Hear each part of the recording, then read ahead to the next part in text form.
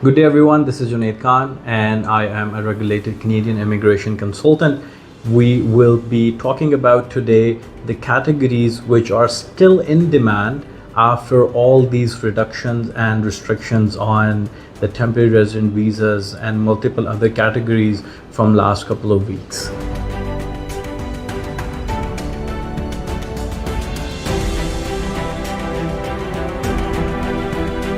If we talk about last couple of weeks, there has been a lot of changes in regards to the immigration pathways and in regards to the temporary resident visas for Canada.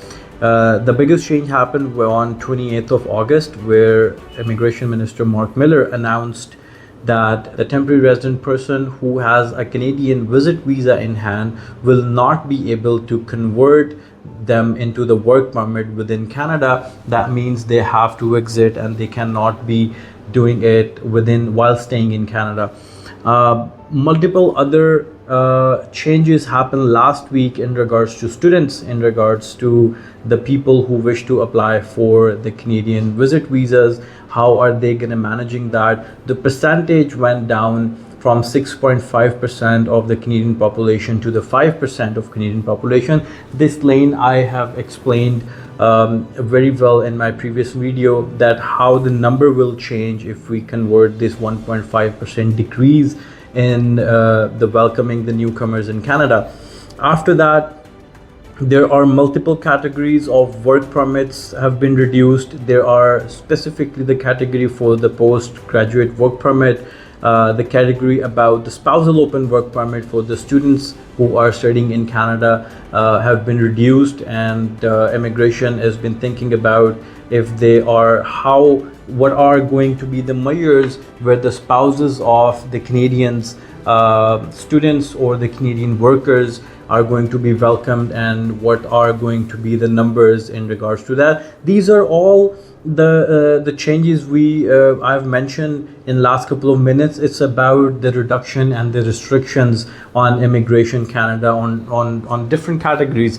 But I want to focus on one thing: who are still in demand, who are the people who will definitely look into the Canadian immigration pathways, definitely look into to apply study permits, and how they can define themselves in a way that they have a particularly significant amount of chances as compared to the other candidates. So first and the foremost, the most important thing here is the occupation in demand for the immigration pathways. If you simply type the category based selection on Google, you will find a link where Immigration Canada has described which categories are currently in demand, and that page on their website, if I'm not wrong, is updated in June 2024. That means the list they have mentioned on that page is significantly new, and they are going to be in demand for the next couple of months. I can't say for how long, but as soon as the demand is reached, as soon as the people are reached over there, definitely the list of in-demand people are going to be changed as well.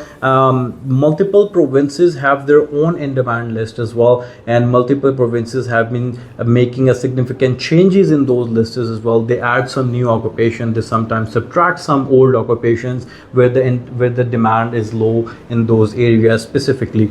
So right now, if we're talking about the express entry in demand list, on top of that is the French speaking people. If you are a French speaking, if you know French as your second language, if you can do and clear the test of the French speaking proficiency, then you are going to be the highly in demand in Canada. There are many jobs which I have been searching from last couple of days. They actually need the bilingual people who know English and French both. Most of the government sectors, most of the jobs in political sectors, in universities and in the legal departments, they always need to have a bilingual people who basically speak and understand French and English both. So if you are one of them, you must look into this application and apply for express entry in PNP. If you look into the previous draws, the French speaking draw is comparatively very low if we look into the other categories. Other than French speaking, the highly in demand sector is healthcare. And if you look into the healthcare sector, when I say sector, there are 40 different occupations who are in demand, not just doctors. They are audiologists, radiologists, nurses, speech therapists, dietitian, veterinarians, and so many more.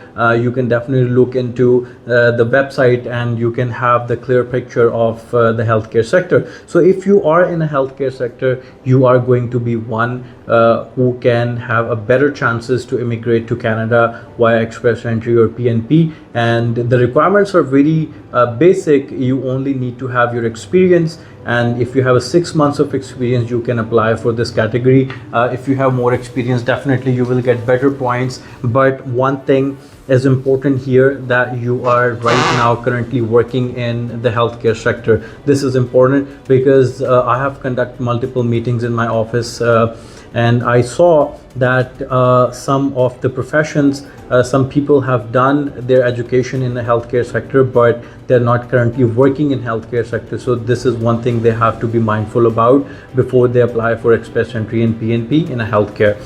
Other than that, if you look into the occupation in demand, the STEM, science, technology, engineering, and math, that is one sector which is highly in demand as well. Now they have a combination of people who are in sciences, who have their education in sciences and working in sciences. Mathematicians are like separately graded as in demand occupation. Then we have engineers, and then we have people who are actually working in those couple of fields.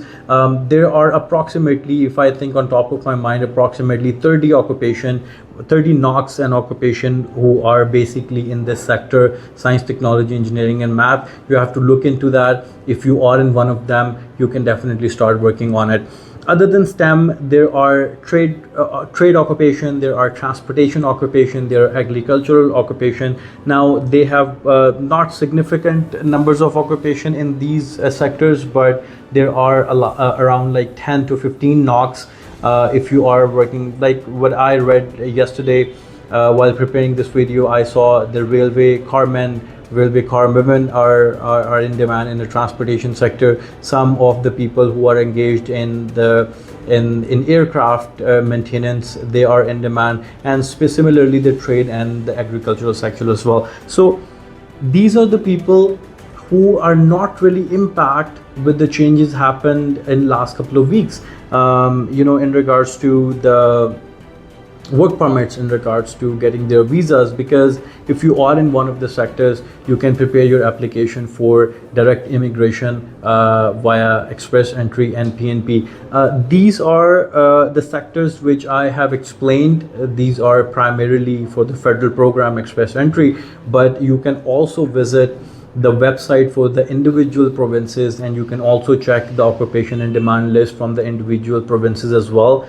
And you are the one, these people are the one which could get immigration as quick as possible, and you should not wait and you should not waste time if you are belong to these sectors, because the documentation is not very hectic. Most of the documentation you would have already in your hand, because if you have the education in these sectors and if you have been working in these sectors, the only two things left for you to apply is your degree evaluation. There are multiple organizations who does that: WES, ICAS, University of Alberta in Toronto. They do your evaluation, and the last thing, and which is going to be the most important thing, that is going to be the English proficiency, IELTS. And this is the one factor which is currently in your hand. Your age is not in your hand anymore, your education, work experience is not in your hand anymore. The only one thing which is currently in your hand to boost your profile is English proficiency. Make sure you get the best you can to get the best score in English, in IELTS, or whatever course you are taking to apply. And good luck. And this is the time for these specific criterias to be met. And these are the people, definitely, if they are in demand, that means the jobs are there as well. So it's not like you will be getting a permanent residency at the airport and then you will have to spend a lot of time or months in Canada even after landing to get a job. I mean, in demand already means that they are in demand. That means the jobs are readily available over there. You would not wait for a couple of months to get a job, but definitely you have to be very good in your profession. And definitely, if you have a couple of years of experience, I cannot doubt one to be lacking the experience in their own particular demand. So thank you very much for this video, and good luck for everyone who are in the Express Entry and PNP profiles. Thanks a lot.